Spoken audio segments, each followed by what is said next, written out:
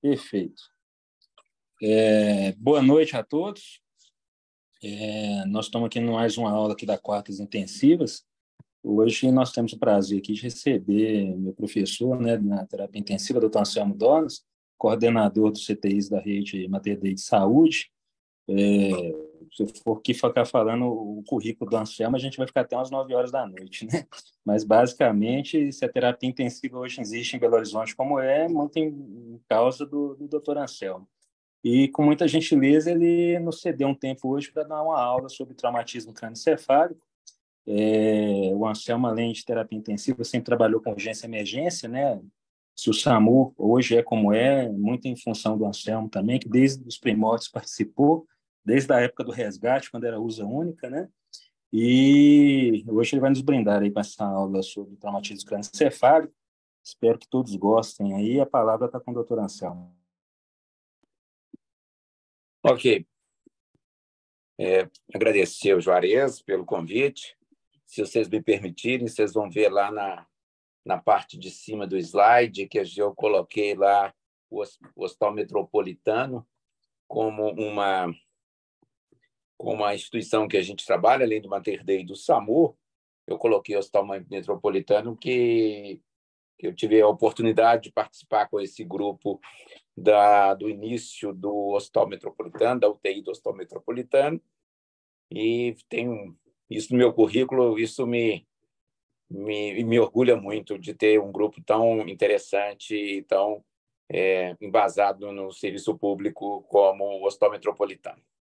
Eu estou tentando ligar aqui o outro computador para ver se eu consigo logar pelo computador, só para ver se fica mais fácil e tudo, tá? Se eu tenho uma visão melhor também.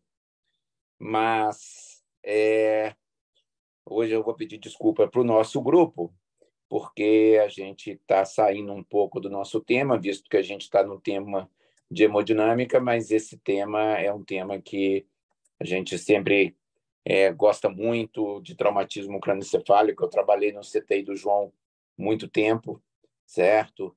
E a gente acabou adquirindo uma experiência grande lá com isso, tá? Pode passar, Jonathan. Então, a gente vai falar sobre o sistema nervoso central. A gente tem que dar alguns conceitos. Os primeiros slides são todos sobre conceitos que a gente vai estar falando, certo? E esses certamente são os mais importantes da aula. Eu penso que se a gente tiver que guardar o que não for completamente, a gente tem que guardar esses conceitos. Então, o cérebro adulto ele pesa entre 1.200 a 1.400 gramas, sendo aproximadamente 2% do peso corporal. Mas ele consome 15% de todo o oxigênio gasto do organismo, 20% do débito cardíaco, tendo que, em situações normais, o cérebro extrai aproximadamente 35% de situações normais. Essa diferenciação da célula cerebral fez com que a gente pagasse um preço por isso, que foi a limitada capacidade de armazenamento. Se eu falar limitada, eu talvez esteja mentindo. O cérebro trabalha com substratos essenciais, a glicose e o oxigênio, não é capaz de armazenar oxigênio, então, para fazer duas atividades especialmente. A primeira atividade dessa é a manutenção da integridade celular. Com isso, o cérebro gasta 40% a 50% do oxigênio consumido, certo? Essa manutenção da integridade celular é para a célula ficar viva. E, aproximadamente,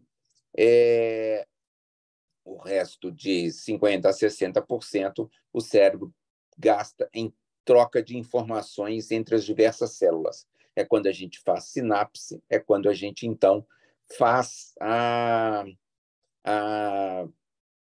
o que o cérebro tem que fazer, né? Interagir com o meio ambiente. Pode passar. Isso, então, leva o sistema nervoso central a uma... Pode passar.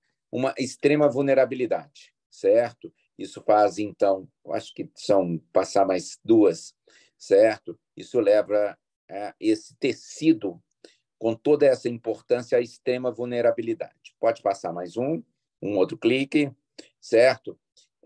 Em relação a conceitos de lesões, a gente tem que fazer, então, a gente tem que reconhecer o que é lesão primária e o que é lesão secundária.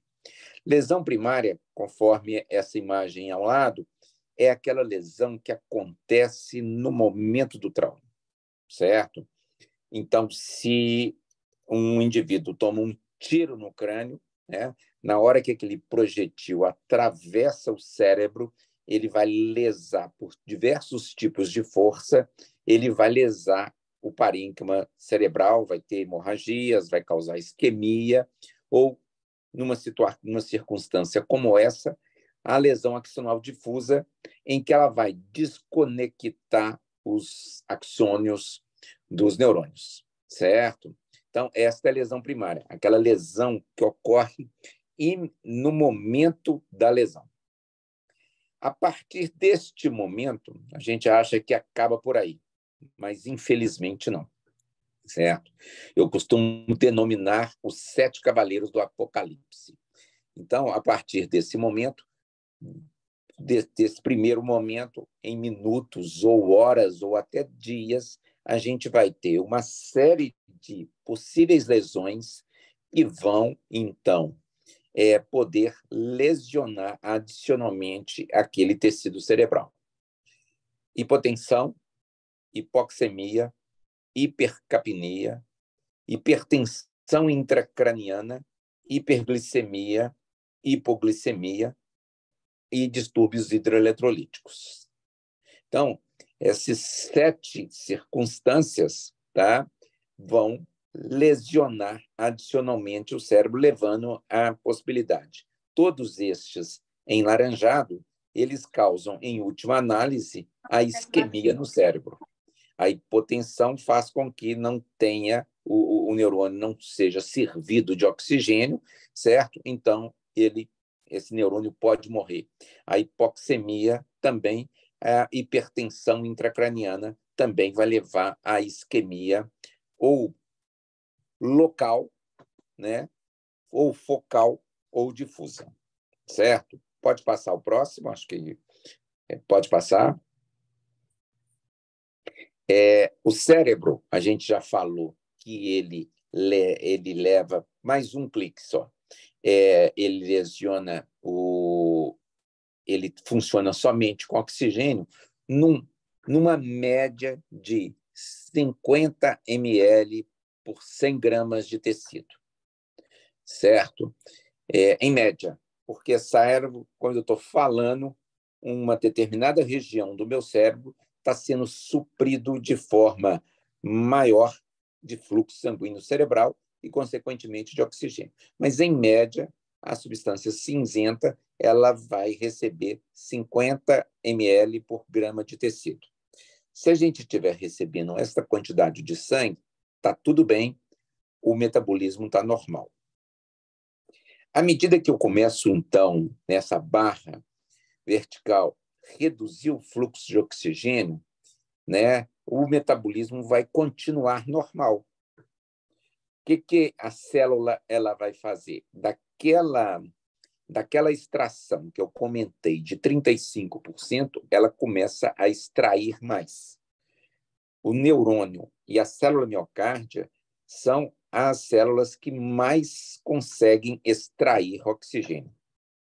Então, à medida que eu vou reduzindo o meu fluxo nessa barra vertical, certo? Eu vou mantendo o metabolismo normal a partir do aumento da extração de oxigênio, certo?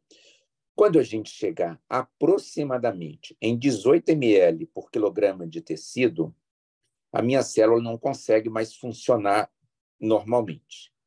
Então, o que ela vai fazer? Ela vai parar de fazer sinapse. A gente viu que 60% do oxigênio consumido é oxigênio para fazer sinapse. Aí essa célula para de funcionar. Esta região, então, ela continua viva, porque ela não alcançou os 12 ml por quilograma na barra vertical, certo? Que é o que a gente vai ter a falência iônica, certo? À medida que eu tenho a falência iônica, eu vou ter morte celular. Aquela célula, quando o limiar isquêmico ficar mais baixo, essa célula não consegue mais manter a bomba de sódio e potássio na membrana, e essa célula, então, vai permitir o influxo de cálcio e ela vai morrer, certo? Ou o conjunto dessas células vai morrer. Aquele intervalo entre os 18 ml, em média, é claro, e os 12 ml, em média, é claro, é a penumbra isquêmica. É aquele doente que a gente vê muito num acidente vascular cerebral, que a célula para de funcionar, mas ela não morreu. Então, é a penumbra isquêmica, certo? Então, esse conceito também é absolutamente fundamental. Pode passar. Mais um. Certo? Nós temos que entender a caixa craniana como do adulto, certo? Como uma caixa fechada e que tem 3 compartimentos, 3 únicos compartimentos. O compartimento cerebral, que vai computar mais ou menos que vai ocupar 85% dessa caixa. Um compartimento vascular, venoso e arterial, que vai ocupar mais ou menos 7,5%, e um compartimento licórico, que também vai ocupar 7,5%. Então, a gente tem 85% de parênquima cerebral, 7,5% de compartimento vascular, arterial e venoso, certo? Com 2/3 desse compartimento seno venoso e 1/3 dele arterial, e o licórico, que é mais ou menos 7,5%. Então, vocês têm que lembrar dessa figura, pode passar o próximo, para que a gente vá para a teoria de Monro e Kelly, né? O que vem a ser isso? Aí, em cima, à esquerda de vocês, certo? A gente tem, então, o compartimento cerebral, o compartimento licórico, o compartimento vascular não proporcionalmente posicionados.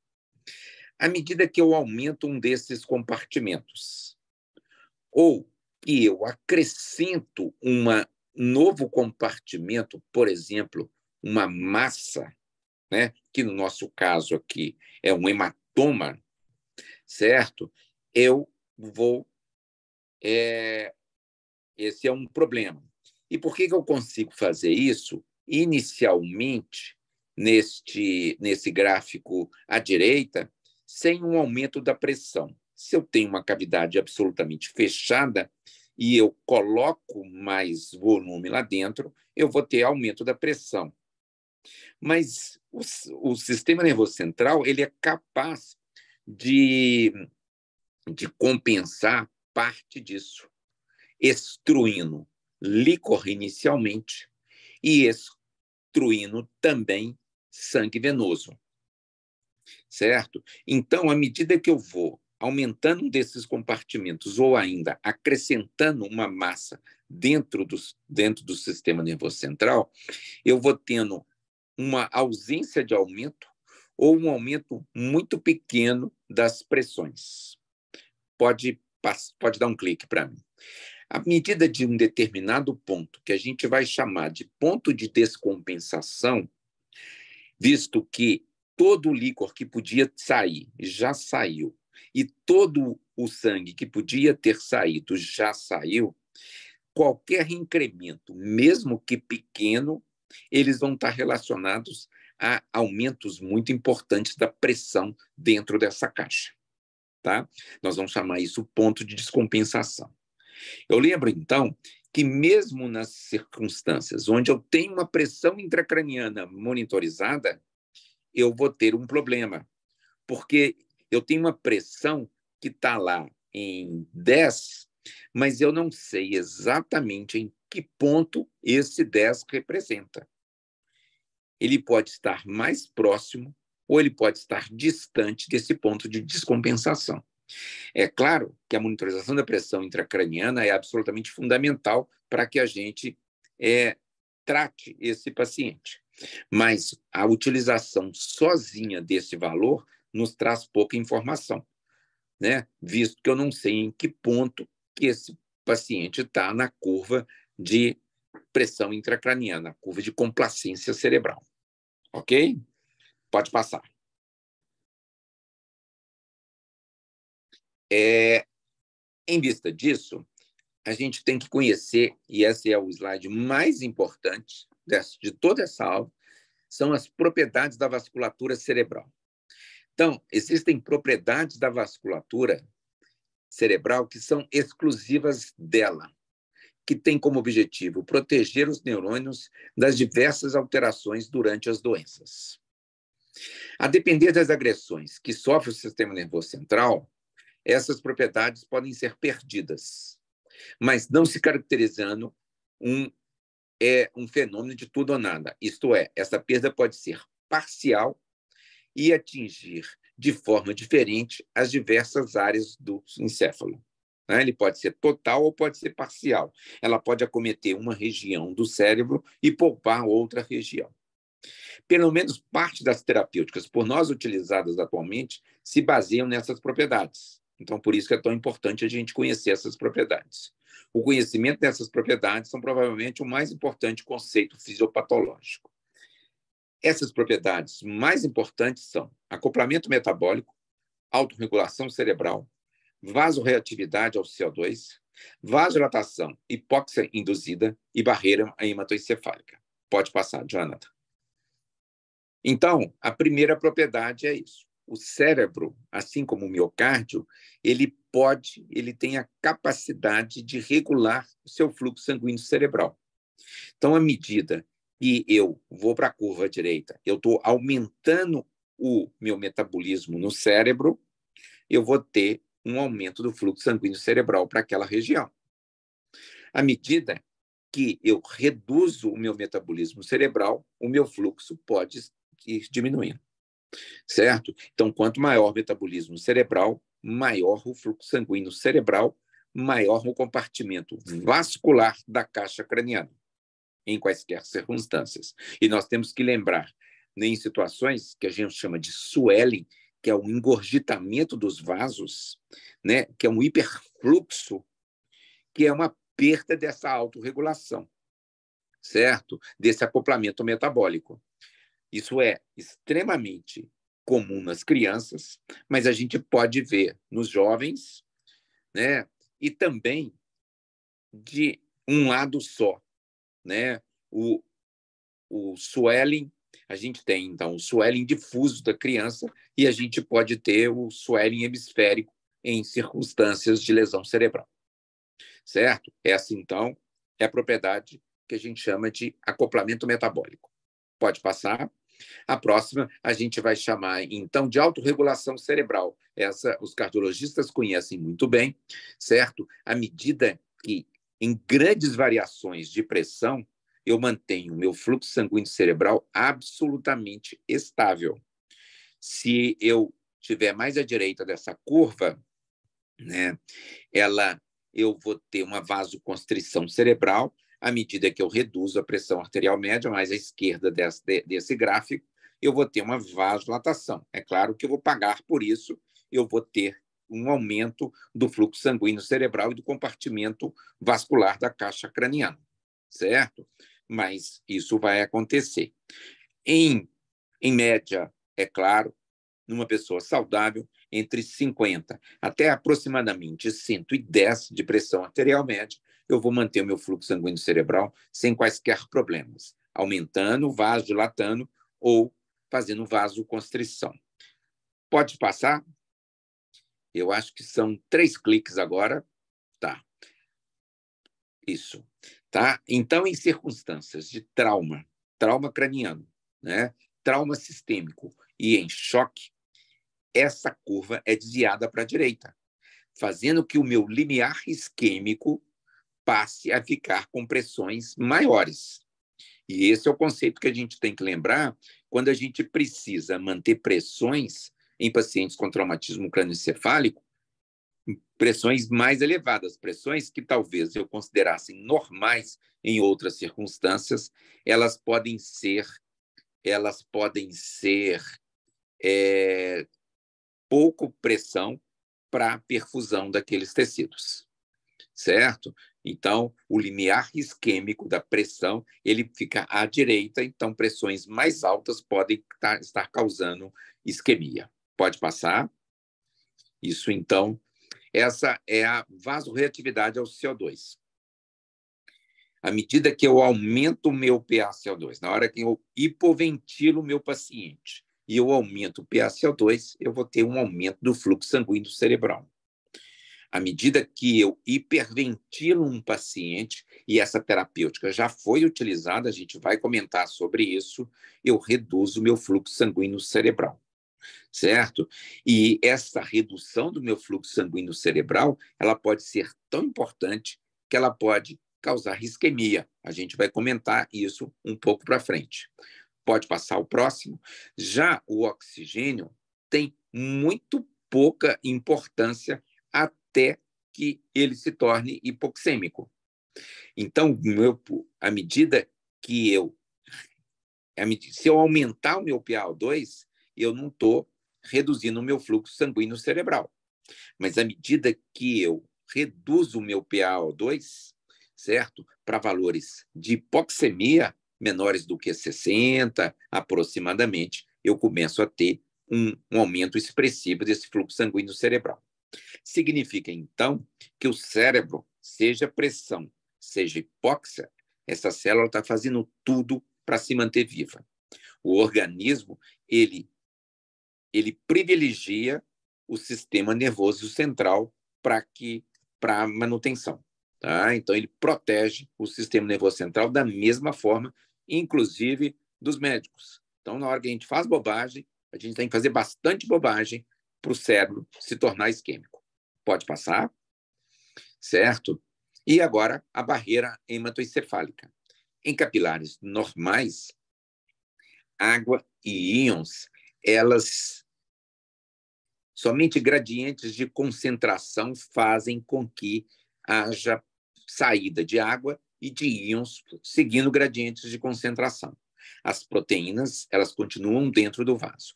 O capilar do sistema nervoso central, o poro desse sistema nervoso central, ele tem aproximadamente, ele é 100 vezes menor do que do capilar sistêmico. E aí, ele tem uma particularidade. A água continua atravessando de um lado para o outro somente respeitando gradientes de concentração.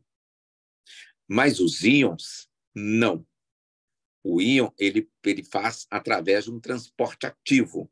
Então, eu preciso gastar energia para tirar um sódio de dentro desse capilar e jogar ele para o lado de fora, mesmo que para isso ele tenha que gastar energia.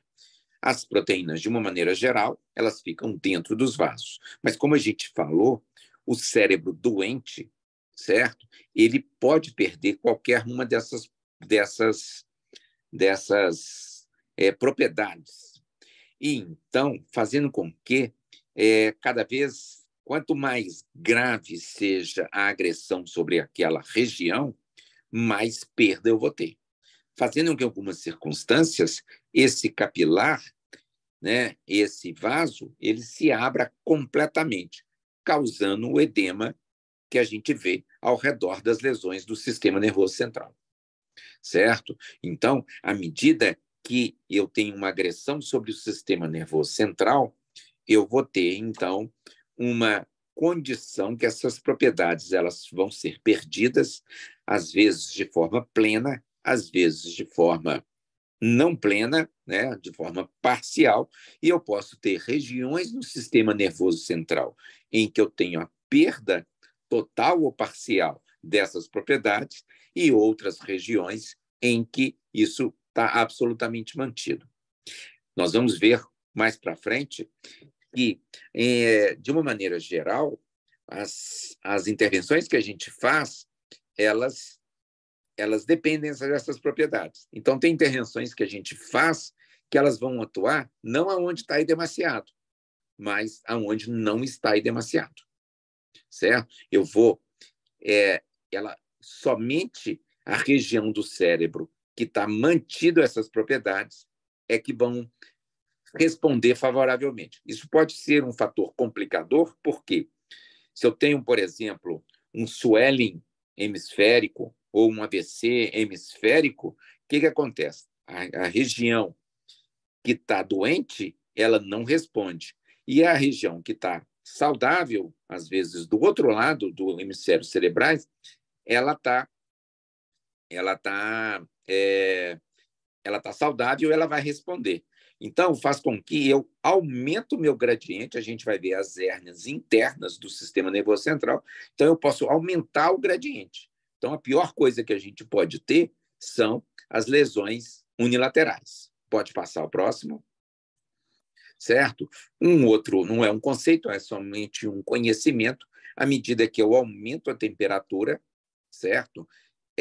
Eu aumento o metabolismo cerebral. E aí eu vou aumentar nas regiões onde a propriedade da vasculatura cerebral está mantida, eu vou aumentar, então, o meu metabolismo e o meu fluxo sanguíneo cerebral, aumentando o compartimento vascular da caixa craniana, certo? Isso aqui eu coloco para a gente ver o quanto que a febre desses doentes é ruim, o quanto que uma crise convulsiva pode ser catastrófica e a intervenção que a gente pode fazer é a hipotermia. Pode passar? Tá? Só para demonstrar isso, que a pressão, eu falei que o fluxo sanguíneo cerebral ele está mantido, certo? Em todas as regiões do cérebro, normal. Então, a pressão de perfusão cerebral, ela depende da PIA menos a PIC. Né? Então, é um conceito absolutamente importante que a gente vai ter, porque a gente vai falar isso várias vezes, certo? Mas quando eu perco o acoplamento metabólico e perco a autorregulação cerebral, o meu fluxo sanguíneo ele vai ficar igualzinho nas outras regiões do organismo, que então o fluxo é dito a partir da equação de Poiseuille, que depende, então, da pressão, certo? Mas depende também de algumas outras circunstâncias. Então, ela passa a depender. Ele é diretamente proporcional à pressão de perfusão cerebral, o que não acontece num cérebro normal. Pode passar.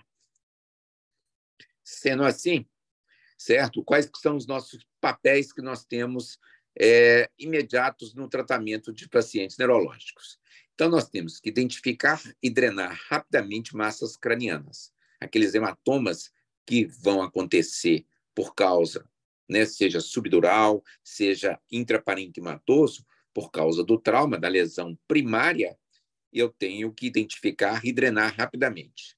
Evitar e tratar eventos nocivos secundários, certo? Que a gente já tem ideia daquilo que acontece, né? Os doentes são muito mais suscetíveis à hipotensão, à hipóxia, à hipercapnia, à hipercapnia e assim sucessivamente.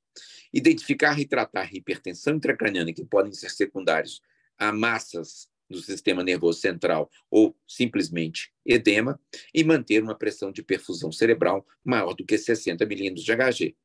Para quê? Para que a gente possa fazer, então, que as regiões em que perderam a autorregulação cerebral, o fluxo ali seja mantido, certo? Então, possivelmente, eu vou precisar de pressões de perfusão cerebral mais elevadas do que os meus pacientes não neurológicos. Pode clicar, certo? Mais um. Tá? Como é que a gente vai tratar esses pacientes? A filosofia do tratamento do paciente com traumatismo crânioencefálico, ele só vai começar no D. Então, A, B e C vão ser exatamente na mesma filosofia, certo? Os pacientes, o tratamento definitivo desses pacientes devem ser iniciados nos 60 minutos iniciais, aquilo que a TLS chama de Golden Hour, certo? Nós, do pré-hospitalar, a gente tem os 10 minutos iniciais, ou Platinum Team, que é exatamente os 10 minutos iniciais, que a gente deve estar na cena e já iniciando o tratamento desses pacientes, evitando lesões secundárias, hipotensão, hipóxia, hipoventilação, hiperventilação e assim sucessivamente. Pode passar. É claro que a filosofia de tratamento desses pacientes, gente, mas esta aula foi baseada em 2 protocolos, do NICE, o National Institute para Saúde e Cuidados de Excelência, da Escócia, certo? E o Brain Trauma Foundation, que é uma sociedade americana, certo? Que libera, essa é a 4ª edição dos guidelines para o manejo da pressão do trauma craniano, certo? Então, a filosofia do tratamento específico vai ser todo baseado nesses 2 guidelines, que trouxeram, de fato, apesar deles serem recentes, eles trouxeram muito pouca novidade, ou eles têm trazido muito pouca novidade de tratamento. Pode passar. Então, esse é um trabalho muito interessante que eu encontrei para dar essa aula, em que ele vai, então, demonstrando todos os tópicos, certo? De tratamento de trauma craniano ou hipertensão intracraniana. Eu não sabia, não, mas os conterrâneos do Dr. Andrés, lá, ó, desde 8.000 anos antes de Cristo, já existem evidências de trepanação. Mas vamos aqui mais para o finalzinho, certo? A partir da década de 60, foi quando Lindenberg começou a monitorizar as pressões intracranianas, descreveu as P1, P2 e P3, que a gente vai ver um pouco para frente e tudo, certo? Começou-se o tratamento dessas. Eu quero lembrar a vocês que até mais ou menos na década de 60, 60, 70, os pacientes com trauma craniano, eles eram deixados, assim como os pacientes de acidente vascular cerebral, eles eram deixados num canto do pronto-socorro para ver se eles iam sobreviver ou se eles iam morrer. A própria sorte, certo? A partir de 70 aproximadamente, com alguns erros, né, em que nós cometemos. Um deles, por exemplo, foi a hiperventilação, né? A gente pegava os doentes e deixava num cantinho, deixando a natureza cuidar dos pacientes. Aí, posteriormente, o que a gente começou a fazer? A gente começou, então, a entubar um grupo de doentes e a gente achava que hiperventilar eles era bom, certo? A gente vai comentar sobre isso um pouco mais para frente. Pode passar, certo? Então, esse tratamento, ele segue a filosofia do ATLS, que é o X-ABCDE. Nós vamos passar muito rapidamente, pode ir passando, pode clicar, certo? Que é vias aéreas com proteção da coluna cervical. B, pode passando. A boa ventilação. O C, a circulação. O D, os déficits neurológicos. E o E, a exposição desses pacientes. Então, o X que precede isso, hoje, então, a gente chama de que é a interrupção do sangramento externo, certo? Ele foi colocado antes próprio da via aérea, certo? Então, antes de eu me preocupar com a via aérea, eu vou me preocupar com o sangramento externo desses pacientes. Pode fazer mais um clique. Então, a proteção da coluna cervical, né? A via aérea com a restrição do movimento da coluna. Esse conceito mudou mais ou menos recentemente. A gente falava de mobilização da coluna. Todos os pacientes vítimas de traumatismo crânioencefálico, se eles têm trauma acima da clavícula, eles devem ser considerados, e que eles têm uma alteração do nível de consciência. Esses pacientes não existe, porém, para restrição do movimento da coluna, tá? E eu tenho que aqui, neste momento, garantir a via aérea desses pacientes. Pode passar, certo? Então, naquele paciente que está consciente, certo? e acordado, ele é capaz de falar, ele, a princípio, ele é capaz de proteger vias aéreas, então eu vou iniciar um oxigênio suplementar para esse paciente até que eu monitore a saturação dele. Se a saturação dele estiver acima de 92, 94, eu não preciso mais ofertar oxigênio suplementar, certo? Se esse paciente não é capaz de atender a um comando verbal simples, certo? Ele é incapaz de proteger as vias aéreas. Então, eu costumo falar que ele tem uma incapacidade de proteção, certo? E uma obstrução, mesmo que seja potencial das vias aéreas. Esse paciente, então, ele deve ser protegido das vias aéreas. Aquilo que o doente não é capaz de fazer, nós vamos fazer para ele.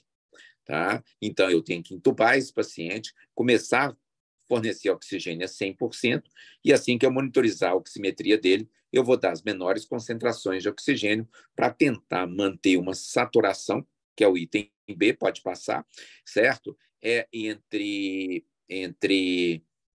93 ou 92 até 97, 98.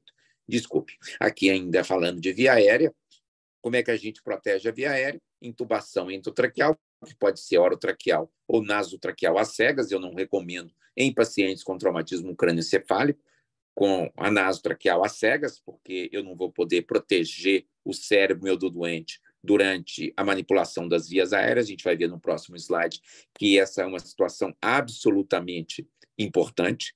A manipulação das vias aéreas causa hipertensão e pode causar um aumento da pressão. Mesmo se eu tivesse uma monitorização da pressão intracraniana, é aquilo que eu falei. Eu não sei em que ponto da curva de pressão-volume do sistema nervoso central esse indivíduo está. Tá? E na via aérea cirúrgica, a via aérea de emergência é a crictordostomia e a via eletiva, a traqueostomia cirúrgica ou percutânea. Pode passar. Isso que então a gente... O que se percebeu é que na hora que a gente... eu vou proteger o meu paciente entubando o meu paciente. Só que, muito frequentemente, a gente via que, em vez desse doente melhorar, esse paciente piorava. E não raras vezes ele evoluía para a morte encefálica depois do manuseio das vias aéreas. O manuseio das vias aéreas, nós sabemos hoje que é um dos principais circunstâncias que leva ao aumento das pressões intracranianas, se isso for feito sem cuidado. É claro que nos nossos serviços, para a gente é muito claro que esses pacientes têm que estar sedados, mas isso não era uma rotina. Tá? Então, nós devemos fazer uma proteção mais completa possível. É claro que essa proteção, né, essas doses de drogas, vocês podem observar que as doses são muito variáveis. Por exemplo, o fentanil, que vai de 3 microgramas por quilograma até 10 microgramas por quilograma, certo? Ou nos hipnóticos eu posso usar um midazolam, posso usar um etomidato, ou eu posso até usar um tianenbutal, certo? A depender, é claro, do quão estável está esse paciente, certo? Então, as doses elas devem ser tituladas, começando com a lidocaína, que parece reduzir esse aumento da pressão intracraniana desencadeado pela manipulação das vias aéreas. Existe muita discussão sobre isso, mas é uma droga fácil de oferecer alguns minutos antes do manuseio das vias aéreas desses pacientes. Então, começando com lidocaína, passando por um analgésico, pode ser o fentanil, pode ser a ketamina, certo? Os hipnóticos, midazolam, etomidato ou tiopental, a gente vai ver um slide sobre isso lá no finalzinho, e os bloqueadores neuromusculares. Então, os pacientes eles devem estar muito bem sedados. É claro que as doses vão depender do quão bem eles estiverem do ponto de vista circulatório, e devem estar, idealmente, curarizados para que nós manipulemos as vias aéreas dos pacientes para evitar esse aumento da pressão intracraniana desencadeada pelo manuseio das vias aéreas desses pacientes. Pode passar? Pode passar mais um. A boa ventilação, permitir ventilação adequada, identificar e drenar pneumotórax, certo? Com fornecimento de oxigênio suplementar até a monitorização da oximetria ou se for necessário. A gente tinha um conceito que todo traumatizado precisava disso, mas agora a gente deve oferecer seletivamente oxigênio. Pode passar, certo? A gente vai comentar algumas coisas, certo? O que foi observado é que em necrópsias, mais do que 90% dos pacientes com TCE apresentavam sinais de isquemia cerebral. É claro que isso podia ser dado por hipotensão, é claro que poderia ser secundária hipertensão intracraniana, hipertensão intracraniana, mas hipóxia. Um único episódio de hipoxemia em pacientes no pré-hospitalar dobra a mortalidade de pacientes com TCE, sendo que 50% deles chegam na sala de emergência com isso. Hipoxemia é um fenômeno frequente em pacientes com lesões neurológicas e leva um prognóstico muito ruim.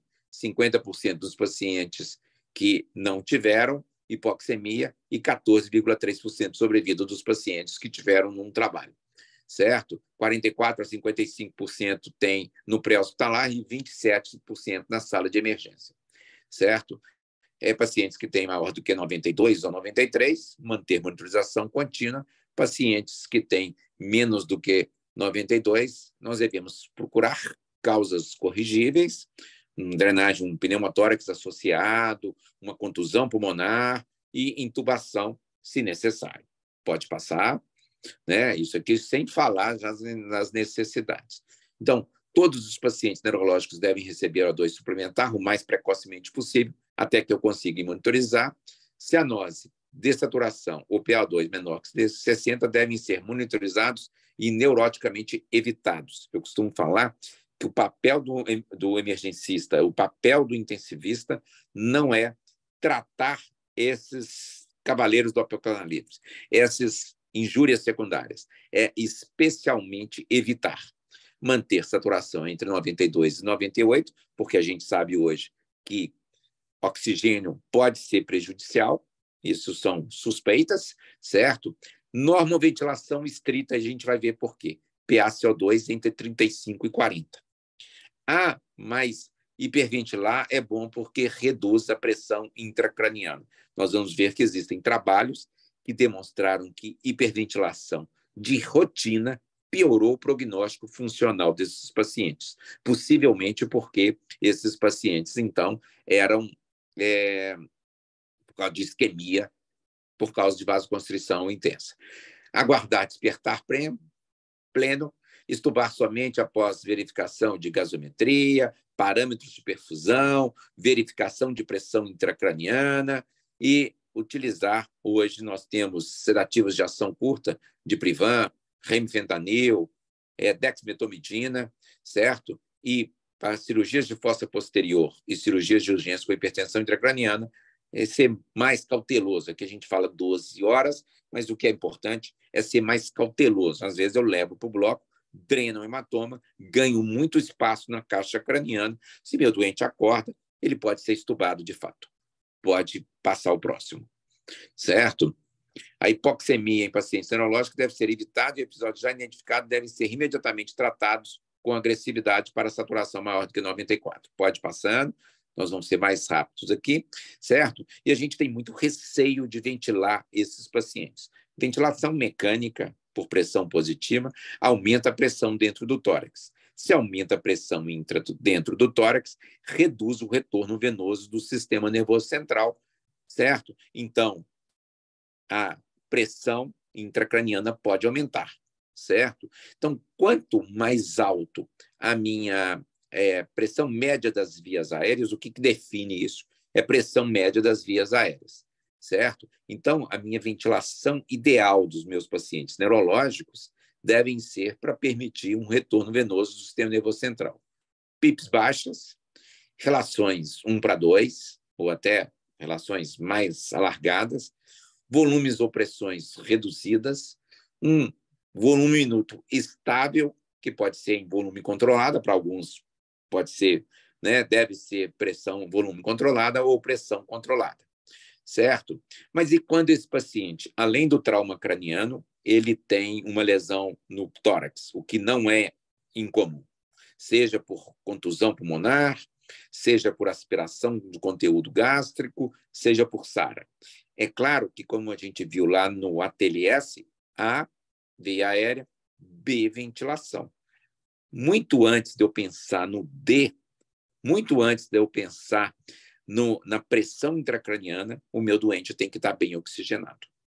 Teve uma vez, eu estava num congresso, um professor, ele teve uma pergunta sobre: mas se meu doente tiver hipotenso? Mas se meu doente tiver hipoxêmico? Falei, deixa eu te falar. Eu só entro no caso depois que meu doente está bem ventilado, bem oxigenado e com pressões adequadas. Porque senão não adianta a gente fazer nada para o sistema nervoso central. Então, as lesões que ocupam espaço alveolar podem ser um desafio e, nesses casos, eu posso ter que ventilar meu paciente, que a prioridade é para evitar hipoxemia. Certo? Pode dar um clique. Tá? As pressões médias das vias aéreas são reduzidas, mais um clique.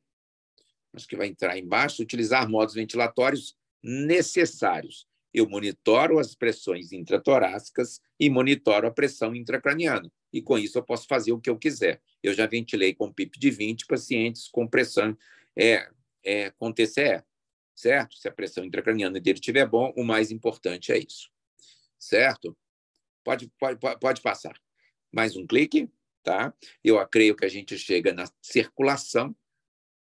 Então, eu preciso de reposição volêmica vigorosa e a monitorização da perfusão. Pode ir passando. Com isso, eu tenho que estar fazendo, então, quais são os meus objetivos? Manter normovolemia, certo? Então, a gente já falou, eu já vi falando as duas coisas. Não, os doentes têm que estar hipovolêmicos, certo? Para evitar o aumento do edema cerebral. Se meu doente está hipovolêmico, a circulação dele vai ser comprometida e, então, eu não vou ter a minha perfusão do cérebro vai ficar comprometida. Todos os pacientes devem ter hidratação adequada, deve ser reposto a bulimia desses pacientes, certo? E deve ter uma hidratação adequada com pelo menos 30 ml por quilo por dia, entre 30 a 50 ml. Se meu paciente está sem receber dieta e está sem receber nada pela boca, ele precisa de 30 a 50 ml por quilograma para um adulto. Tá? O objetivo é manter a pressão de perfusão cerebral maior do que 60, talvez 70 não seja necessário, certo? Respeitar alterações da autorregulação cerebral, manter uma PIA próxima de 80 e 90, são as recomendações, principalmente alemãs, através de reposição volêmica e, se necessário, drogas vasoativas, noradrenalina ou dobutamina. Uma das formas de eu avaliar a perfusão, mas não é a única forma, é o débito urinário. Pode passar? Então, se o paciente, a primeira coisa que eu vou precisar são os acessos venosos, certo? Nas crianças, a gente tem que lembrar da punção intraóssea, certo? E nos adultos, a gente tem, esse é o protocolo do SAMU, certo? Que nossa primeira opção da emergência é a veia femoral, certo? Na emergência. Pode passar, eu vou ficar pouco tempo nesses slides, certo? E o que eu devo dar para esses pacientes? Soro fisiológico ou Ringer lactato, tá?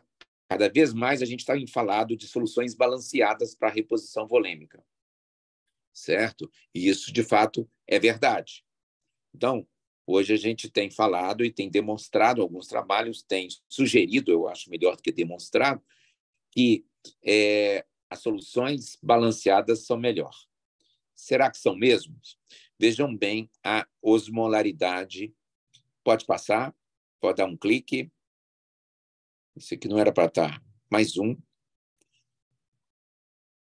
Mais um. Tá bom. Vejam bem.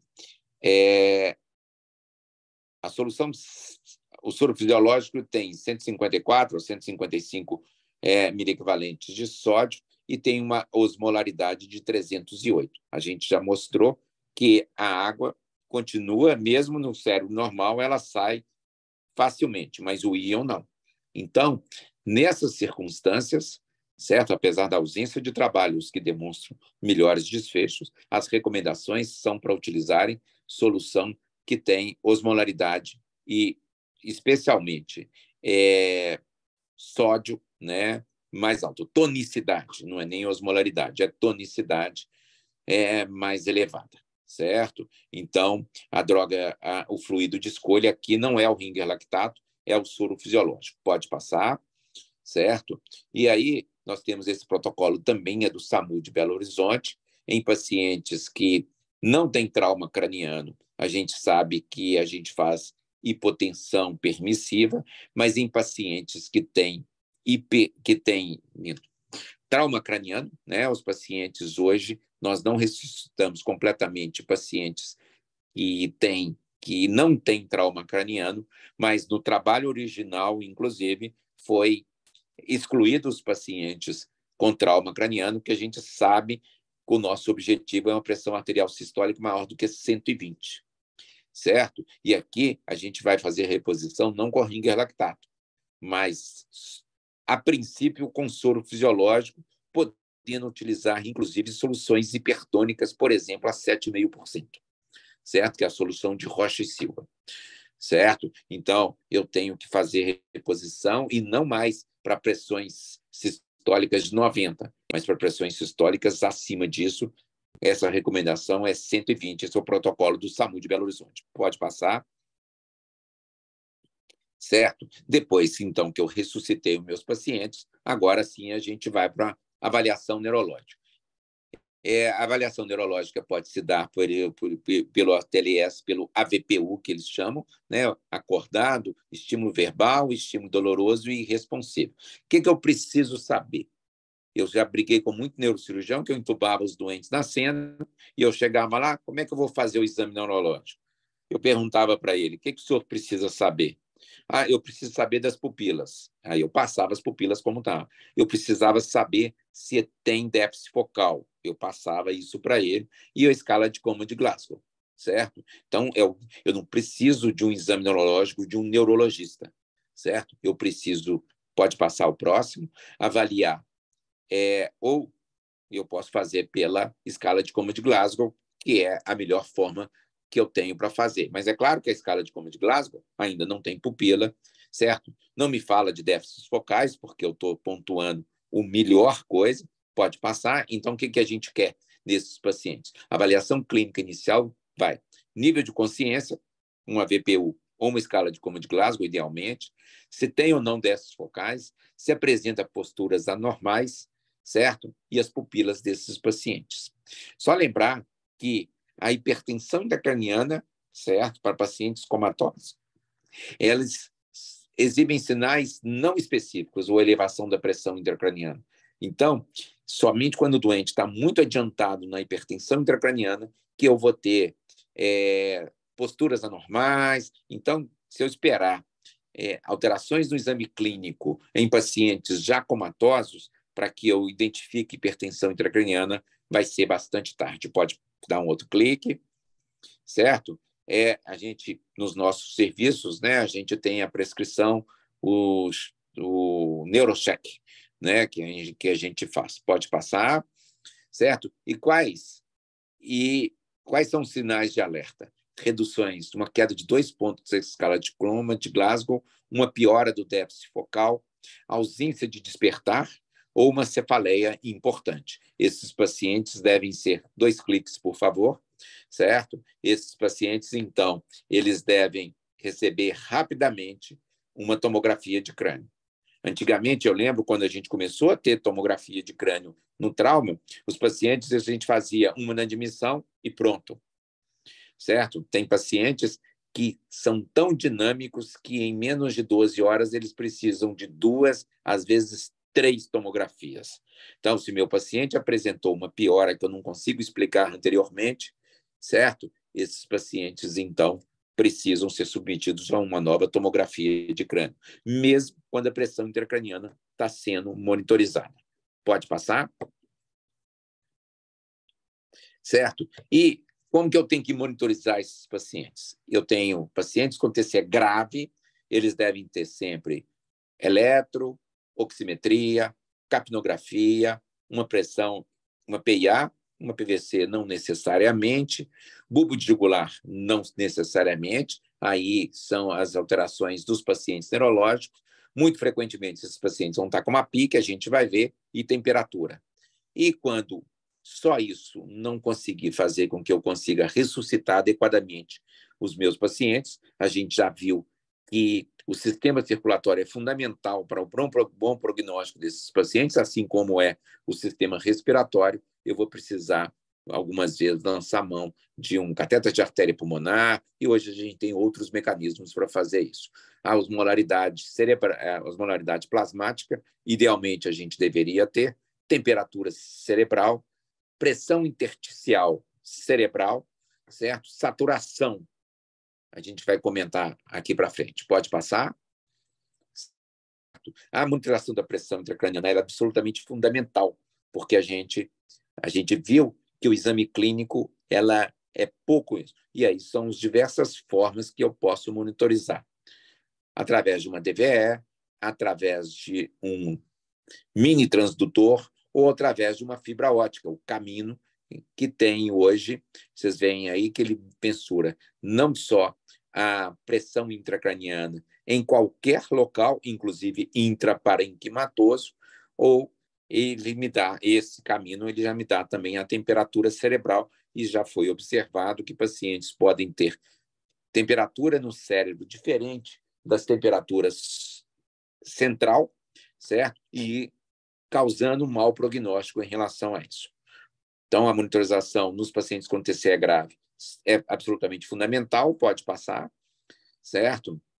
E a gente tem que reconhecer as curvas.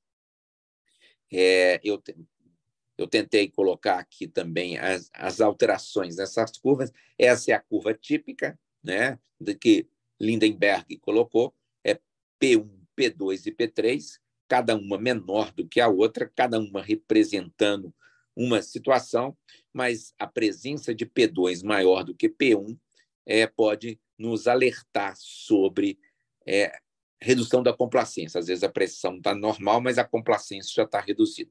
Pode passar. Existem dois mecanismos hoje, que no meu modo de entender pode passar, que é o Brain for Care, que nós já até tivemos a oportunidade de utilizar aí no Mater Dei, ou de testar no Mater Dei, certo?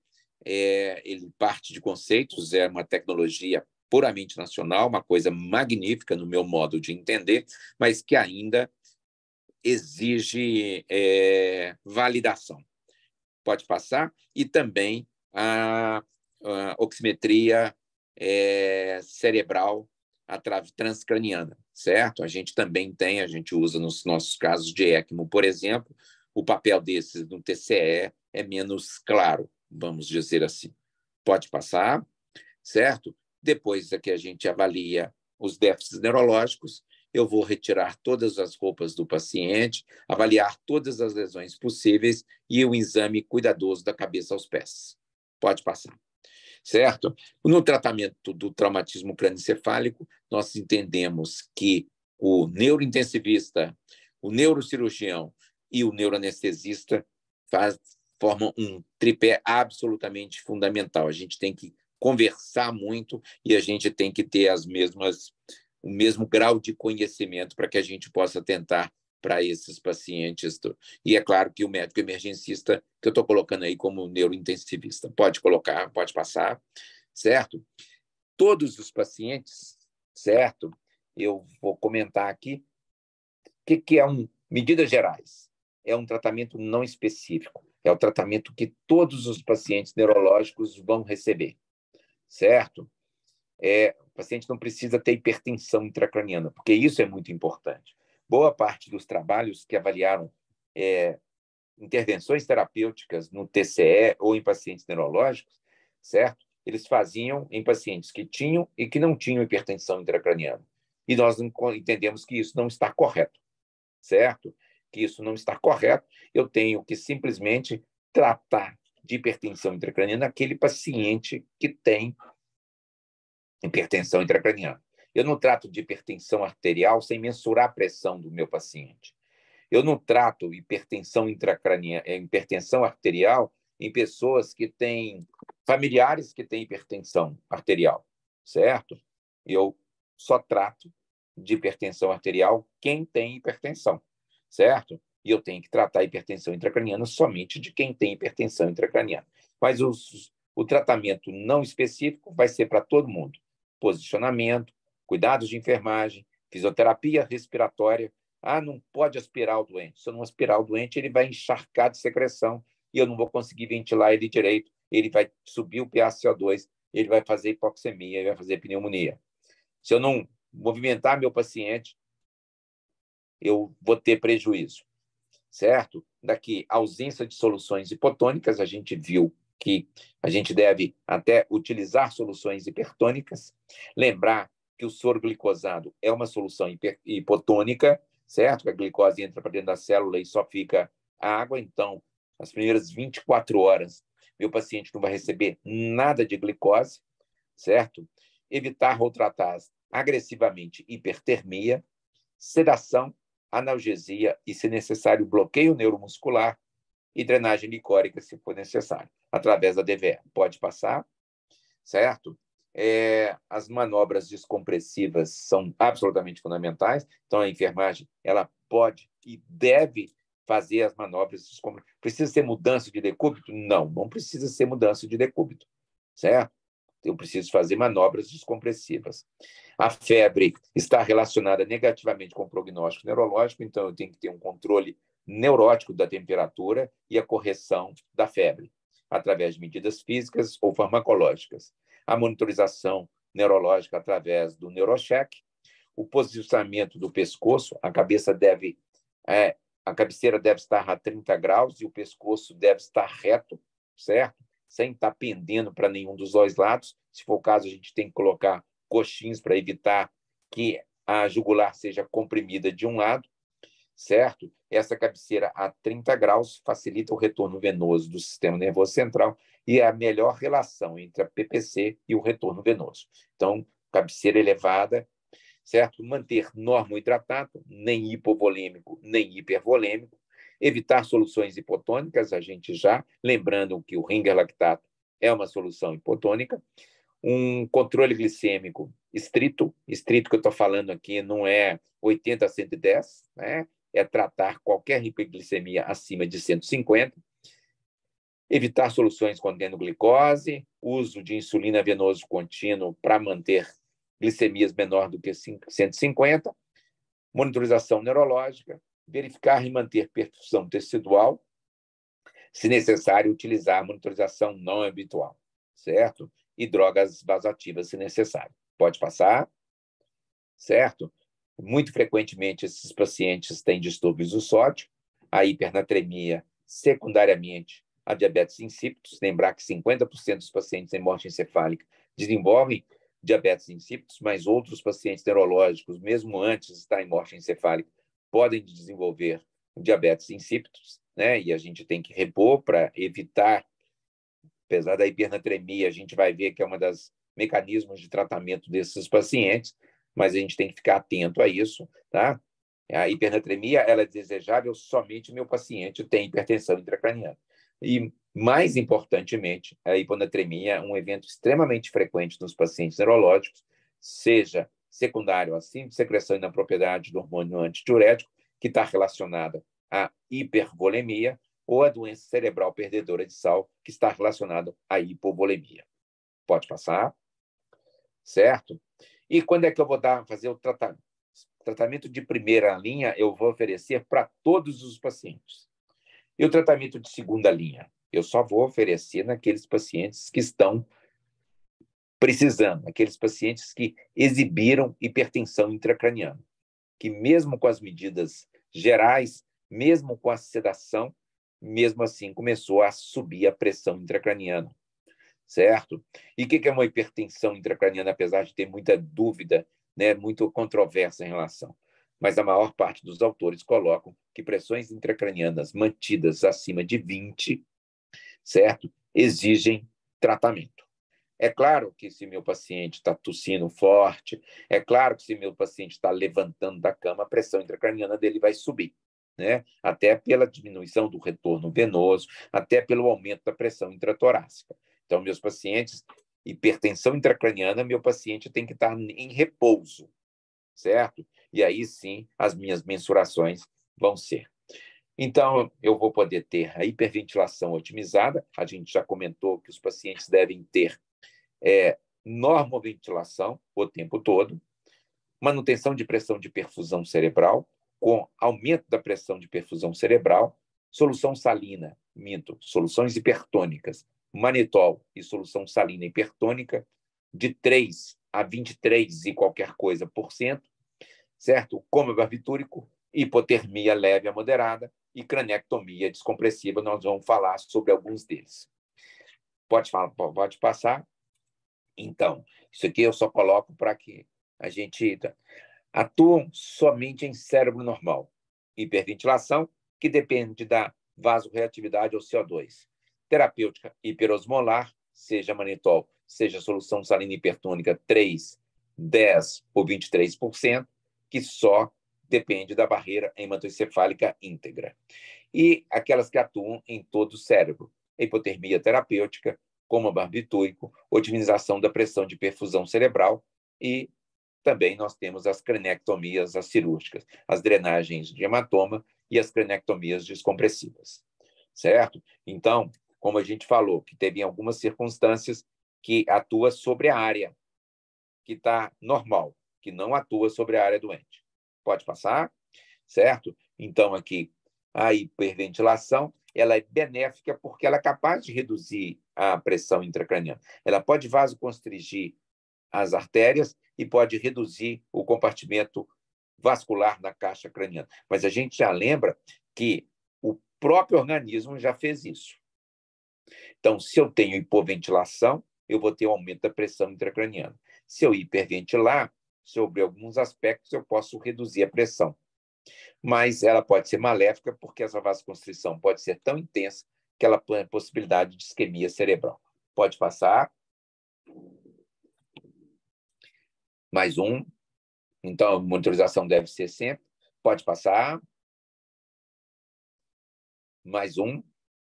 Então, à medida que eu aumento o volume minuto, eu vou ter, pode ir passando, eu vou ter uma redução da PaCO2, pode ir passando, eu vou ter uma vasoconstrição cerebral e eu vou ter, então, uma redução do volume vascular da caixa craniana. Eu vou ter uma redução da PIC e, assim, pode passar, uma melhoria do aumento da pressão de perfusão cerebral. Pode passar, certo? Mas eu posso causar isquemia focal ou isquemia global, a depender de onde está atuando. O que a gente sabe é que nas primeiras 24 horas de TCE, de todo o TCE, certo? Existe uma importante redução do metabolismo cerebral. Então, mesmo um fluxo normal pode ser um hiperfluxo. Então, existe concomitante, né, de uma frequência redução do fluxo sanguíneo cerebral por um acoplamento metabólico. Então, esse fluxo sanguíneo pode estar reduzido. Na hora que eu faço vasoconstrição cerebral, eu vou ter um risco adicional de isquemia. Os limiares de isquêmico para células com menor metabolismo podem ser diferentes daqueles 18 a 20 que a gente comentou lá naqueles primeiros slides. Pode passar, certo? Então, os métodos de avaliação da isquemia cerebral são a extração de oxigênio pelo cérebro através do bulbo jugular, certo? Que a gente passava um bulbo jugular, mas isso tem um inconveniente de fazer somente uma média do fluxo e do consumo, né? Se eu mensuro, como eu faço uma saturação venosa central, eu posso fazer uma saturação de bulbo jugular, e aí eu vou avaliar entre o fluxo e o metabolismo cerebral, certo? A gente não usa mais isso, pode passando, certo? Pode passando, eles podem ser complementares, certo? Pode passar, esse trabalho de 98 publicado pelo Júlio Cruz, é um pesquisador brasileiro que nessa época trabalhava na Universidade de Pittsburgh, pode passando, ele fazia a extração cerebral de oxigênio, mas que não mostrou o adequado. Num trial, numa meta-análise, não demonstrou que hiperventilação melhora a mortalidade ou o prognóstico funcional dos pacientes. Pode passar o próximo. E tem um trabalho, pode passar mais um, certo? Trabalho do Milzelar, que demonstra que a hiperventilação, quando feita de forma profilática, piora o prognóstico funcional dos pacientes. Essa talvez seja a única certeza que a gente tenha sobre a hiperventilação. Então, esse trabalho demonstrou que quando os pacientes eram hiperventilados de rotina, tendo ou não tendo hipertensão intracraniana, eram hiperventilados, eles tinham um pior prognóstico funcional, estima-se que seja pela isquemia cerebral. Pode passar? Certo? Então, a hiperventilação, se necessária, certo? Pode passar mais um. Desculpa. Certo? Se necessária, ela deve ser feita por pequenos períodos, certo? E com monitorização da pressão intracraniana, com monitorização do ETCO2 por muito curtos períodos de tempo. Até porque a hiperventilação, né, ela funciona através da alcalose cerebral, né, e rapidamente ele vai ter uma adequação, assim como acontece no rim, a gente vai perder o efeito da vasoconstrição cerebral, certo? Então, se porventura eu vou usar isso, eu vou usar por curtos períodos de tempo, somente em períodos de aumento de pressão intracraniana. Pode passar? Certo? A outra intervenção que a gente pode fazer, esse Rosner é um autor da Universidade do Alabama e publicou esse trabalho em 1990, certo? E que esse autor, ele, em vez de olhar para a pressão intracraniana, ele olhava sempre para a pressão de perfusão cerebral. Só que ele não usava 60, ele não usava 70, ele usava 100 de pressão intracraniana, porque ele demonstrou, esse é um trabalho que hoje a gente consideraria um lixo, que na época foi muito, que a gente valorizou bastante, certo? Mas na década de 90 nós éramos todos cegos para a ciência, certo? A cascata da vasodilatação, quando eu tinha aumento da pressão, certo? E a cascata da vasoconstrição que ele falava, certo? Então, ele partia de uma teoria de que esses pacientes, a autorregulação, ela não estava perdida, ela só estava desviada para a direita, como eu mostrei naquele slide. Então, se 70 de pressão de perfusão, ele passava para 80, até alcançar naquilo que ele chamava dessa cascata de vasoconstrição. É claro que a gente aproveita alguma coisa dos trabalhos dele sobre isso, certo? Mas hoje a gente não usa pressões de perfusão cerebral de 100, até porque, não raras vezes, a gente vê que quando a gente aumenta a pressão, certo? A gente tem um acompanhamento da pressão de perfusão, um acompanhamento da pressão intracraniana, mantendo a mesma pressão. Diz ele que, à medida que aumentar isso mais, essa vai entrar nessa cascata de vasoconstrição. Pode passar, a gente já fez isso anteriormente, esses aí são alguns itens que ele mostra, mas eu não vou ter tempo para demonstrar isso. Pode passando, e mais um. Tá? Esses foram os primeiros trabalhos, pelo menos no meu modo de entender, no ano de 2000, 2 trabalhos que demonstravam que a solução salina hipertônica, neste momento, a 2%, a 3%, certo?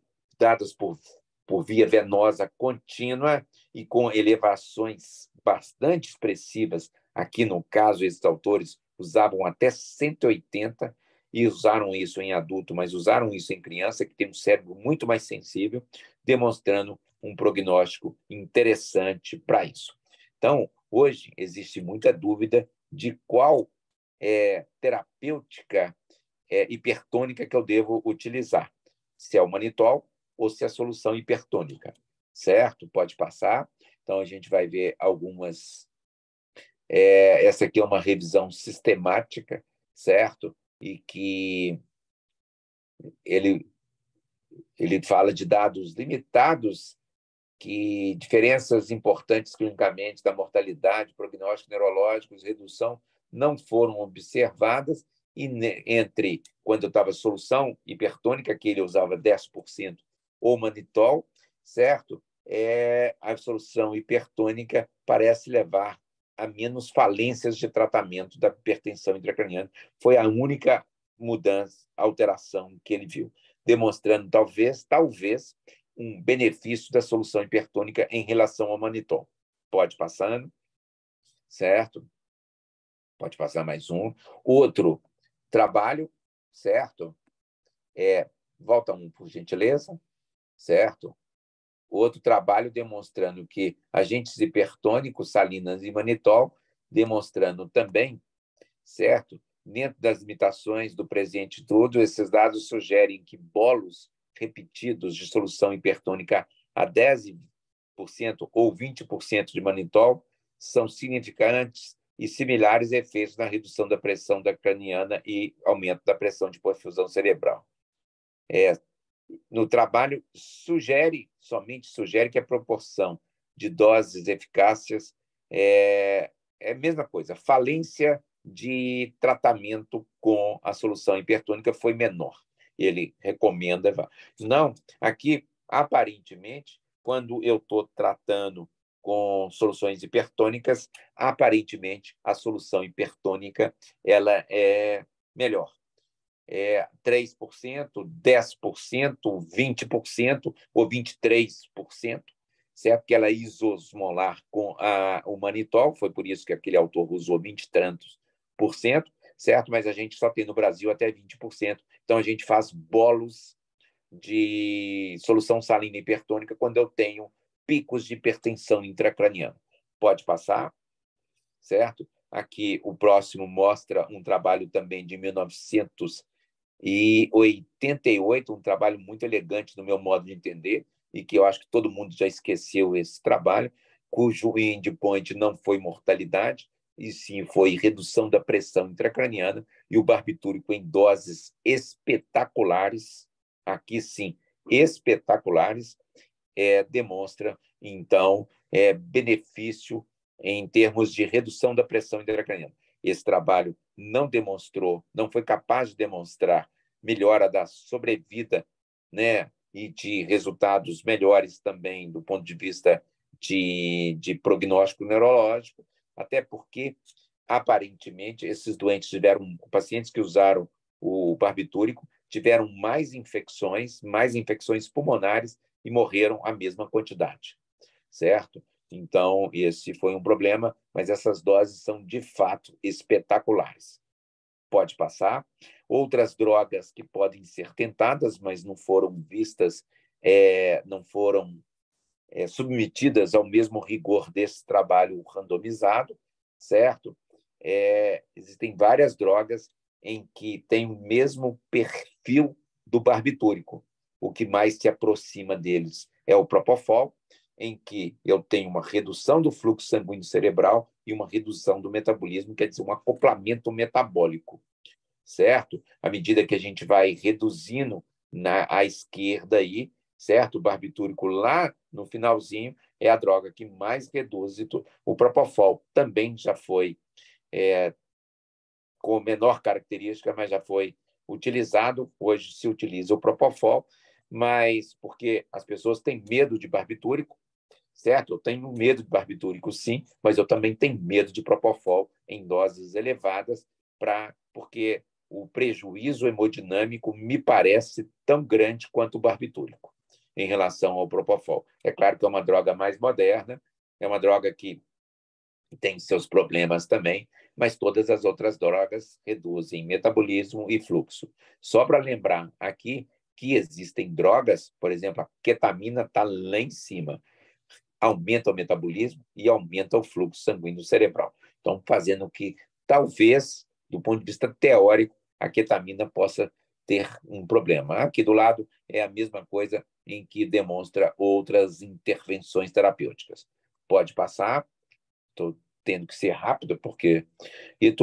E, finalmente, o DECRA. O DECRA foi um trabalho em que utilizou a cranectomia descompressiva.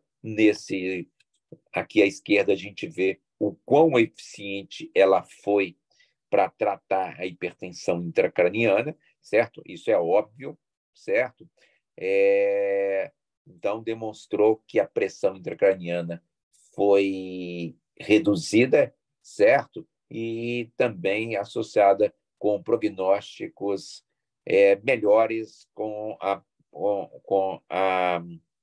cranectomia descompressiva. Esses doentes tinham mais problemas com fístula licórica e também com hidrocefalia, vejam bem, 7-1, certo? Esse trabalho, eu costumo falar que ele tirou o glamour do clínico tratar hipertensão intracraniana. Na verdade, tudo isso que eu falei hoje, no meu modo de entender, são medidas somente para esperar a cranectomia descompressiva, certo? É igual um bicarbonato na insuficiência renal. O que vai resolver é a diálise. O que vai resolver pacientes com hipertensão intracraniana refratária é a cranectomia descompressiva, certo? Antigamente, a gente usava muito, tanto é que vocês veem que vários desses trabalhos eles são antigos, certo? Porque foi antes da cranectomia. Depois da cranectomia, me parece que todo mundo parou de estudar hipertensão intracraniana. Eu brinco que eu fiz fama e fortuna falando sobre traumatismo crânioencefálico. Eu dava aula em Minas Gerais inteiro, algumas vezes no Brasil, sobre tratamento de hipertensão intracraniana. E à medida que a gente começou a fazer cranectomia descompressiva, acabou a hipertensão intracraniana, acabou o glamour do clínico. Eu falo que hipertensão intracraniana é uma doença de tratamento cirúrgico e não clínico. Então, tudo que a gente falou até então é somente para esperar a hipertensão intracraniana, no meu modo de entender. Próximo. Certo? Pode passando. Mais um. Mais um. Então, pode passar. O tratamento cirúrgico ele vai depender da avaliação clínica, o Glasgow, as pupilas, a alteração da tomografia pela severidade do edema, redução das cisternas, tamanho da lesão focal, desvio da linha média e evolução da PIC e do score de terapêutica, que eu esqueci o nome lá da Universidade de Washington, mesma universidade que o Marcelo Vilela trabalhava e tudo. E sobre a localização da lesão. Eu falo que esta lesão temporal ela é capaz de, mesmo antes de aumentar a pressão intracraniana, ela é capaz de fazer uma herniação e comprometer o prognóstico do nosso paciente. Então, além de tudo isso que a gente já falou, a localização e o tamanho dessa lesão é fundamental, mas aqui a gente não está falando em cranectomia, é para descompressão de hematomas. Pode passando. Certo? Isso deve ser precoce, pode passar mais um, e antes da piora clínica. Então, a gente tem que ser capaz de identificar, pode deixar aí, a partir da avaliação da pressão intracraniana e da tomografia de crânio, a evitar essas hérnias intracranianas, porque isso é que faz, então, com que pacientes que, às vezes, especialmente aqui no temporal, mesmo antes de aumentar a pressão intracraniana, podem lesionar o tronco encefálico, exatamente pelo deslocamento das estruturas por causa dessas hérnias intracranianas. E aqui, então, finalmente, certo? Pode passando, existem guidelines, pode passar mais um, certo? Sobre, até do Brain Trauma Foundation, sobre as recomendações de drenagem de hematomas intraparenquimatosos e subdurais ou extradurais. Então, eu não vou entrar nisso aqui, né, mas existe o tratamento cirúrgico para esse tipo de lesão. Pode passar. Eu deveria falar, mas pelo adiantado da hora eu vou simplesmente lembrar que são as alterações metabólicas, o suporte nutricional, a gravidade. Esses pacientes só perdem para os queimados que a gente falou na semana passada. Em termos de resposta neuroendócrino-metabólica do trauma, esses pacientes do traumatismo crânioencefálico, eles de fato só perdem para os queimados que a gente viu na semana passada, o quanto que eles impactam. Pode passando, certo? Isso aí são como a gente calcula, mas eu vou passar rapidamente. Pode passar. E então, deve ser individualizada para cada paciente e para cada momento. Então, pode passar. A presença de um neurocirurgião, um neurologista e um intensivistas interessados no atendimento deste grupo de pacientes é fundamental para a melhoria do prognóstico desse grupo de pacientes. Muito obrigado, certo? Acho que eu estou à disposição para perguntas. Doutor Anselmo, muito obrigado aí pela aula, sensacional. Eu já tive a oportunidade de assistir essa aula outras vezes, né? E cada vez que eu assisto, eu aprendo alguma coisinha nova, né? E, embora nosso serviço do metropolitano, infelizmente, não seja referência para trauma, os mecanismos de hipertensão intracraniana são vários e nós pegamos muitos tumores, AVCs intraparencimatosos, né? E que o princípio de tratamento basicamente é o mesmo, né? Alguém quer fazer alguma pergunta, gente? Aproveitando aí o adiantado da hora, o doutor Anselmo, o tempo dele, né, já nos cedeu aí quase 2 horas de aula. Alguém tem alguma dúvida, algum apontamento para fazer? Eu acho que isso que o Juarez falou, eu acho que isso é fundamental, sabe? Os princípios de tratamento, os princípios que regem. É claro que as doenças são diferentes e tudo, mas os princípios que regem o tratamento de outras patologias são muito semelhantes a isso. Alguma dúvida? Alguma pergunta? Desculpa falar demais, mas o tema é bom para...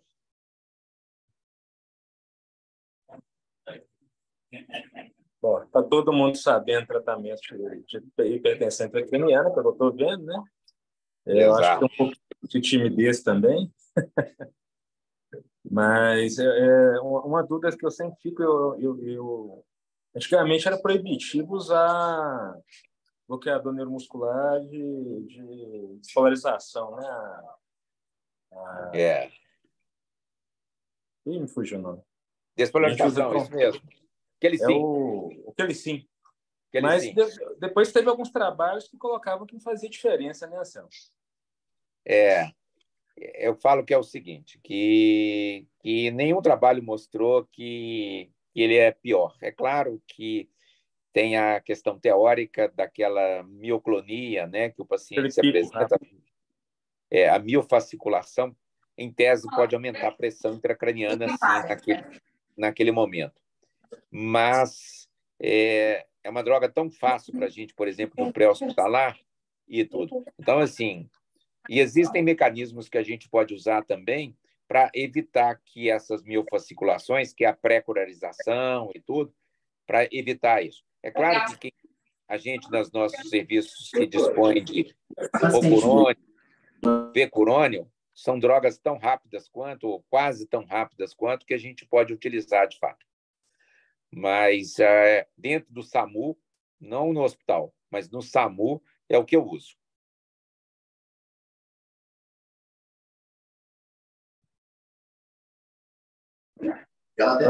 Na reposição volêmica, a preferência para o soro fisiológico, chefe?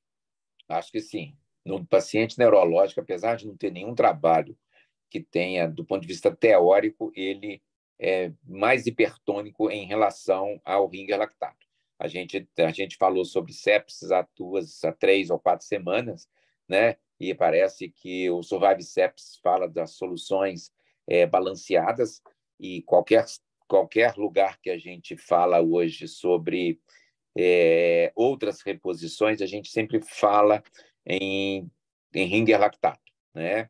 Mas nesse grupo de pacientes, o grupo, por exemplo, da Alemanha, só utiliza soro fisiológico, mas do ponto de vista teórico, até onde eu sei, não existe um trabalho que avaliou cabeça a cabeça com piores prognósticos de Ringer lactato.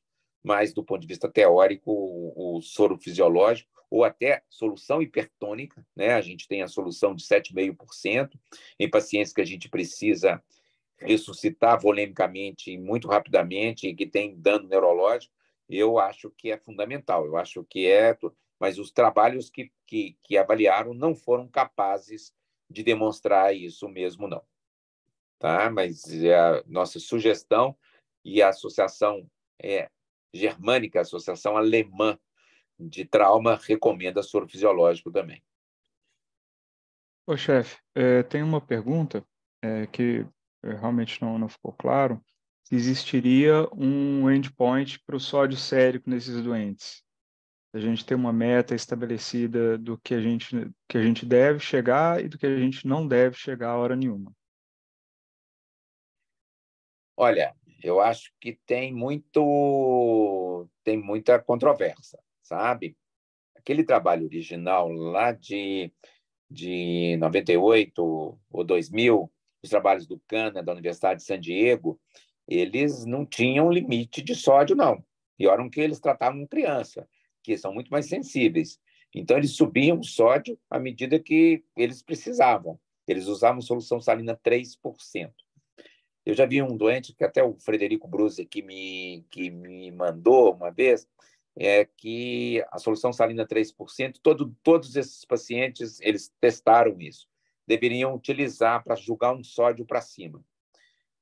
A minha opinião, mas não passa disso, é que esses doentes devem ser sódios no limite superior da normalidade. Isso se eles não têm hipertensão intracraniana. Mas isso é uma opinião, certo? Então, se precisar da solução salina a 3% para esse grupo de pacientes, sim. O bolos, certo?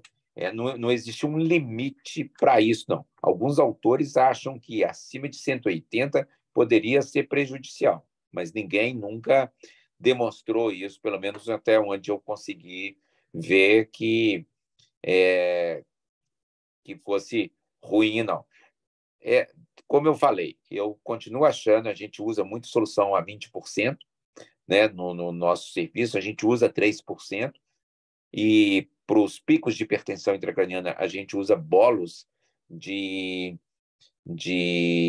hipertônica de 20%, inclusive, certo? Para reduzir rapidamente essa pressão. A 3% venosa contínua, a gente não vai conseguir fazer medidas rápidas igual eles conseguem com 10% ou com 20% da solução, não, certo? Mas até onde eu sei, não tem um valor nem inferior nem superior para tratamento disso. Eu tenho claramente a convicção, né, mas é uma opinião minha, é que esses doentes devem ter sódios num limite superior. Tá? Não devem, eles devem ficar lá perto de 145, talvez até entre 145 e 150. Pacientes que não estão exibindo hipertensão intracraniana.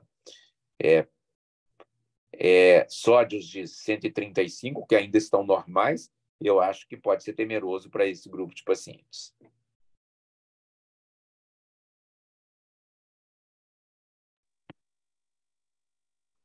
Mais alguém gostaria de tirar alguma dúvida?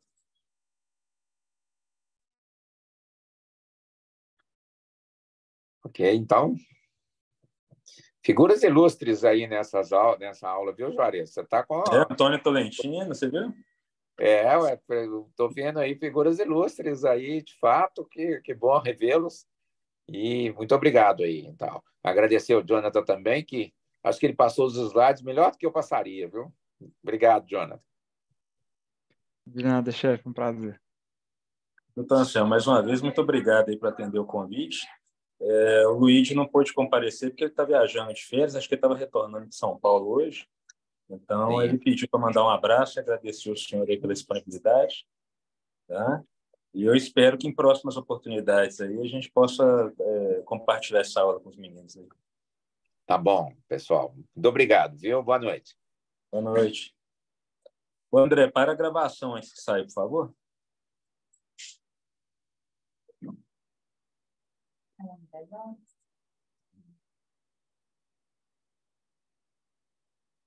Dá pausa na gravação para mim, André.